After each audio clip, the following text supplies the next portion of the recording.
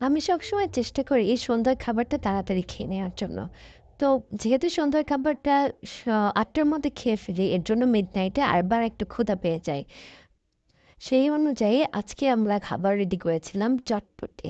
চটপটি যদিও চটপটির ডাবলিটা আমার আগে রেডি করা ছিল। এটা রেডি করে আমি যখন বানাই, কোনো কিছু ১ম বার বানাই, বেশি করে বানিয়ে সিদ্ধ করে এট লিস্ট সেটা আমি ডিপ ফ্রিজে রেখে দিই। তো ডিপ ফ্রিজ থেকে বের করে রাখছিলাম, রেখে এই যে চটপটি পানি গরম করে তার মধ্যে চটপটির ডাবলিগুলা দিয়ে দিলাম। তারপর একে, একে মসলা যখন পানি ফুটে গেল, চটপটি মসলাটাও দিয়ে দিচ্ছি। দেওয়ার পরে কিছু টকের জন্য যে বাটি তেঁতুল লাগে, এরপরে আলু সিদ্ধ, এগুলো সবকিছু দিয়ে এরপর একটা মিক্সড করে দিলাম। আর এক গ্লাস এই জ্যাম প্রায় হয়ে গেছে।